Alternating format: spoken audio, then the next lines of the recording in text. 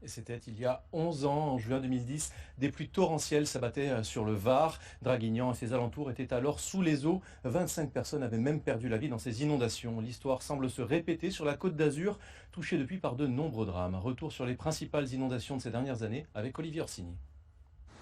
5 novembre 1994, 3800 mètres cubes par seconde, la crue du Var est historique.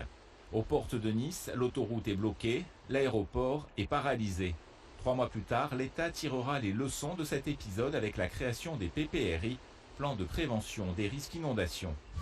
En 2010, cette fois, c'est l'Est varois qui est touché. Le 15 juin, des fortes pluies entraînent la brusque montée des eaux de la Nartubie et de l'Argence. Hélicoptères, Zodiac, les secours sont partout. Le bilan sera très lourd, 25 morts. Draguignan n'avait pas connu pareille inondation depuis 1827. 3 octobre 2015, des pluies diluviennes s'abattent entre Mandelieu et Antibes. Le bilan humain est une nouvelle fois très lourd, 21 morts. À Mandelieu, par exemple, 8 personnes se noient en essayant de sortir leur voiture de leur résidence. 2020, les tempêtes se succèdent et se rapprochent. Cette fois, elle s'appelle Alex et s'abat sur les vallées de la Roya et de la Tinée.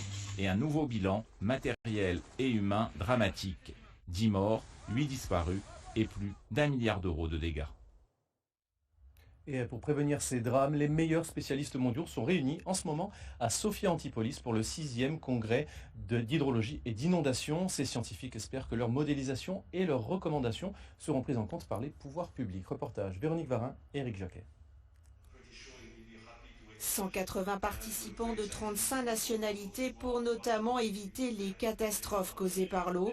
Dans les Alpes-Maritimes, organiser un tel colloque prend forcément tout son sens. Et chaque événement dramatique a son utilité.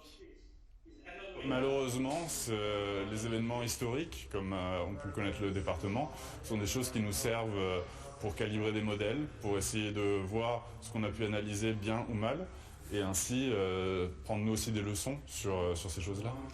Qu'il s'agisse des crues, des inondations ou encore des tsunamis, de plus en plus de modèles de prévision et de gestion de crise sont élaborés par des chercheurs du monde entier. Parfois sous-exploités, il faut les faire connaître. C'est l'objectif de ce congrès. C'est un très bon exemple pour qu'on soit écouté, pour montrer qu'on a les outils pour le faire. Donc, pas pour aller directement en contact, mais faire des événements comme ça. Et c'est cela qui permet d'aider à nous faire écouter et aider dans la décision.